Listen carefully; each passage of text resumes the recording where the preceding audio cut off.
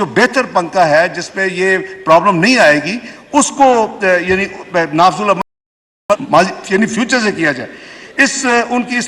मैं समझता हूँ कि जेन्युइन उनकी डिमांड थी, इसलिए पंखों के मैन्युफैक्चरर्स ने तवानाई की बचत वाली टेक्नोलॉजी पर जाने के लिए जो वक्त मांगा है उसके लिए हम 6 महीने की मुद्दत इसमें ऐड कर रहे हैं, यानी ये अब नाफजुल अमल 1 जुलाई की बजाय 1 जनवरी 2024 से होगा और 6 महीने इसको डेफर कर रहे हैं जी। जनाब स्पीकर, इसी तरह पाकिस्तान स्टॉक एक्सचेंज ने मार्केट के मौसर करने और बेहतरी के लिए तजावीज़ पेश की हैं। मैं उनका भी शुक्रिया अदा करता हूँ अपनी तरफ से अपने साथ। इनमें कुछ जो है वो जो फ़ायदे हम पहले ही तवील मुद्दत शेयर होल्डिंग को फराहम किए गए थे, इस सिलसिले में हम कानून में ज़रूरी तब्दीलियाँ ला रहे हैं। जनाब स्पीकर, आपको ये जानकर हैरत होगी कि वफाकी हुकूमत का तकरीबन 3.2 ट्रिलियन जनाब स्पीकर 3200 अरब रुपया जो है वो मुख्तलिफ टैक्स जुडिशल फोरम्स के ऊपर लिटिगेशन में है और ये तकरीबन 62,000 केसेस हैं एज ऑफ टुडे जो कि 3200 अरब की लिटिगेशन में फंसे हुए हैं और मुख्तलिफ लेवल्स पे हैं। इसके लिए मैं समझता हूँ कि पिछली दिहाई से एक जो अल्टरनेट डिस्प्यूट रेजोल्यूशन तनाज़ात के फौरी हल के हवाले से किया जा रहा था और कोशिशें हुई, लेकिन उससे मतलूबा नताइज हासिल नहीं हो सके। लिहाजा मौजूदा जो ये सिस्टम है अल्टरनेट डिस्प्यूट रेजोल्यूशन के लिए ADRC, उसमें हम ये तजवीज़ कर रहे हैं कि इसको मजबूत किया जाए। कैसे मजबूत किया जाए? टैक्स दहिंदगान को इन्वॉल्व किया जाए, उनका एक नुमाइंदा हो, एक महकमे का नुमाइंदा हो, लेकिन इसके ऊपर जो इसको हेड करे वो हाई कोर्ट या सुप्रीम कोर्ट का रिटायर्ड जज हो। और ये जो 62,000 केसेस हैं जिसमें 3200 अरब पाकिस्तान के अवाम के ख़जाने में जा सकता है, ये इसके फैसले जो है फौरी किए जाएं। मैं समझता हूँ कि ये नई स्कीम जो है इंशाल्लाह ये एतमाद और भरोसे वाली होगी और इस तरह हुकूमत की जानिब से ना सिर्फ वाजिबुल अदा टैक्स वसूल किया जाएगा बल्कि साथ साथ अदालती फोरम पर बोझ भी कम होगा लिटिगेशन का और कानूनी चाराजोई की लागत भी कम हो जाएगी। ये हमने ADRC के तरीक़ेकार पर, जैसे मैंने अर्ज किया कि नज़रसानी का फैसला किया है, 3 रुकनी कमेटी तजवीज़ कर रहे हैं, अक्सरियती बुनियाद पर तनाज़ात का फैसला करेगी, सरबराही मुअज़्ज़ज़ हाई कोर्ट या सुप्रीम कोर्ट जज करेगा, जबकि चीफ कमिश्नर इसके रुकन होंगे और तीसरा रुकन टैक्स पेयर खुद या उसका नॉमिनी होगा। इसके फैसले जो सबसे इंपॉर्टेंट है, शेख साहब जो आप चेयरमैन हैं और बिजनेस कम्युनिटी आपका ताल्लुक है, जनाब स्पीकर, इसका सबसे बड़ा फायदा ये होगा जो हम इसमें ला रहे हैं स्कीम में, ADRC का फैसला FPR पर तो बाइंडिंग होगा लेकिन टैक्स दहिंदगान पर बाइंडिंग नहीं होगा। अगर वो जाना चाहे तो अपील में चले जाए और उनको अपील का हक दिया जाएगा। ये मेरा ख्याल है इससे क्विकेस्ट और इससे बेहतर हम तेजी के साथ ये मामला हल नहीं कर सकते। उम्मीद है कि ये जो 62,000 केसेस के टैक्स दहिंदगान हैं वो नए फोरम को इस्तेमाल करेंगे और उनके टैक्स के तनाज़ात को तेजी और कम लागत के जरिए हल किया जा सकेगा। जनाब स्पीकर, फाइनेंस बिल माली साल 2023-24 के हवाले से अपनी गुजारिशात पेश करने के अलावा मैं बजट तखमीना जात पर जनरल डिस्कशन को समेटते हुए चंद चीज़ें अर्ज करना चाहता हूँ। मौजूदा हुकूमत ने आम आदमी की ज़रूरियात और अफराद ज़र को मद्देनज़र रखते हुए जो खुर्द-व-नोश की अशिया की कम कीमत पर दस्तयाबी को यकीनी बनाने के लिए यूटिलिटी स्टोर्स कॉरपोरेशन को रमज़ान पैकेज के अलावा वज़ीर-ए-आज़म रिलीफ पैकेज के तहत मौजूदा माली साल में 24 अरब रुपए मुहैया किए थे, यानी जो 30 जून को साल ख़त्म हो रहा है। जो आने वाला माली साल है जो 30 जून 2024 को ख़त्म होगा, इसमें रमज़ान पैकेज के लिए 5 अरब और वज़ीर-ए-आज़म रिलीफ पैकेज जिसके जरिए सस्ती अशिया जो स्कोर कार्ड के जरिए लोगों को मिलती हैं, जो वेरीफाई होते हैं, उनके लिए 30 अरब रुपए की एलोकेशन यानी खतीर रकम इस बजट में मुख्तस की गई है। Number 2, Benazir income support programme गुर्बत से निपटने के लिए हुकूमत पाकिस्तान का एक फ्लैगशिप प्रोग्राम है। माली साल 2021-22 में इस प्रोग्राम के लिए 250 अरब मुख्तस किए गए थे।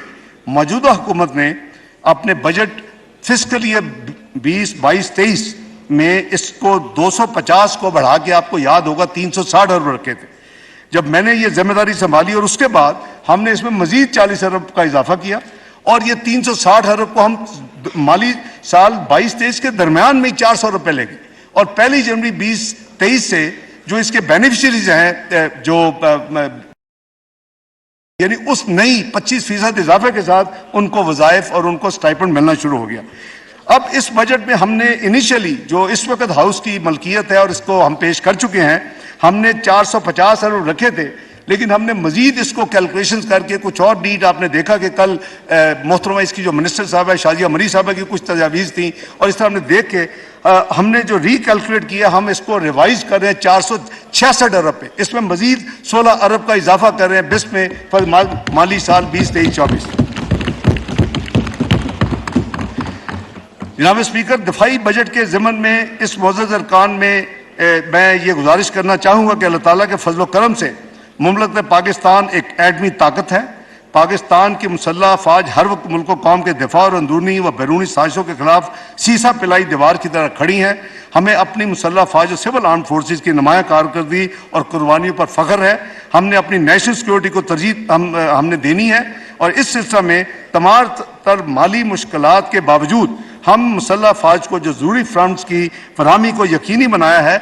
मैं आपको रेफ़र कर रहा हूँ सेनेट की जो स्पेशल उन्होंने जो एक तजवीज़ दी कि इनको स्पेशल आप इंश्योर करें कि इनकी ज़रूरियात पूरी करें। ये हम सब का मैसन फ़र्ज़ है। इंशाअल्लाह हम इस सिलसिले में किसी रुकावट को आड़े नहीं आने देंगे, और बजट में जो रकम मुख्तस है वो वक्त पे रिलीज़ की जाएगी।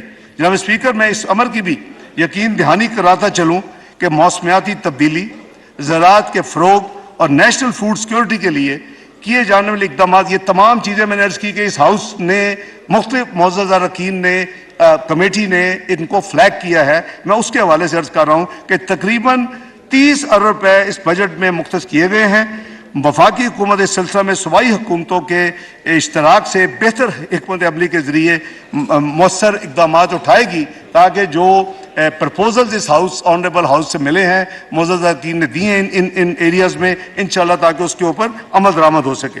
इसी तरह जनाब स्पीकर, सिविल और मुसल्लह अफवाज के हाजिर सर्विस मुलाजमीन की सैलरीज और रिटायर्ड पेंशनों के लिए माली साल 23-24 में खातर खा इजाफा किया गया है। इसी तरह निजी शोबे के मुलाजमीन के लिए भी कम अज़ कम उजरत को 25,000 रुपये से बढ़ाकर 32,000 रुपये हमने किया है, और EOBI की पेंशन को 8,500 से बढ़ाकर हमने तजवीज़ किया है। EOBI को वो काम कर रहे हैं कि 10,000 रुपये कर दी जाए। तो ये वो जनाब स्पीकर कुछ इंपॉर्टेंट चीज़ें हैं। मैं समझता हूँ कि माली मुश्किलात के बावजूद जनाब स्पीकर, हुकूमत ने तेल की बैनुल-अक़वामी कीमतों में कमी का तमाम तर फ़ायदा आवाम तक पहुँचाया, और पेट्रोलियम मसनूआत की कीमतों में पिछले एक महीने में नुमाया कमी की। उसमें डीजल की कमी ऑलमोस्ट 35 रुपये है, उसमें पेट्रोल की कमी जो है वो 20 रुपये है, उसमें लाइट डीजल की कमी 17 रुपये फ़ी लीटर है। तो इस पॉलिसी को आइंदा भी आवाम को रिलीफ देने के लिए फॉलो किया जाएगा। जो इंटरनेशनल प्राइसों में कमी आएगी, जो रुपए की वैल्यूएशन अगर अल्लाह के फल से बेहतर होगी, तो ये जो इसका फ़ायदा है ये आवाम तक मुंतकिल किया जाएगा। जनाब स्पीकर, कौमी बचत की स्कीमें जिनमें बहबूद सर्टिफिकेट्स और शोहदा फैमिली वेलफेयर अकाउंट के सिलसिले में order in the house please. Please binding of speech है, तमाम ऑनरेबल मेंबरान अपनी अपनी सीटों पे तशरीफ फरमा हो जाए। जनाब स्पीकर, कौमी बचत की स्कीमों में जिनमें बहबूद सर्टिफिकेट्स और शोहदा फैमिली वेलफेयर अकाउंट के सिलसिला में सरमायाकारी की हद को 50 लाख से बढ़ाकर 75 लाख रुपए 9 जून के पेश करदा बजट में हमने प्रपोजल दे दी थी। उसके बाद हमें काफ़ी ज़्यादा रिप्रेजेंटेशन मिली कि जो पेंशनर बेनिफिट अकाउंट है, तीसरा अकाउंट जो मेन चलाती है अपना नेशनल बचत जो स्कीमों में है, उसको भी आप कंसिडर करें। तो मुझे खुशी है कि मैं इसको ऐलान कर रहा हूँ कि जो पेंशनर्स बेनिफिट अकाउंट की स्कीम में भी सरमायाकारी की जो हद 50 लाख थी, उन दूसरी दो स्कीमों की तरह उसको भी 75 लाख बढ़ाने का फैसला किया गया है। जनाब स्पीकर, पेट्रोलियम डेवलपमेंट लेवी के शरह में इजाफे की अथॉरिटी 9 जून के फाइनेंस बिल में वफाकी हुकूमत को देने की तजवीज़ थी कि जब हुकूमत को ज़रूरत हो, अगर रेवेन्यू या इंटरनेशनल प्राइसेस कोई हो तो वो कर सकती है। इस सिलसिला में सेनेट की फाइनेंस कमेटी ने बिलखुसूस और दोनों हाउसेस के मुअज़्ज़ज़ अरकान ने बिलअमूम ये उन्होंने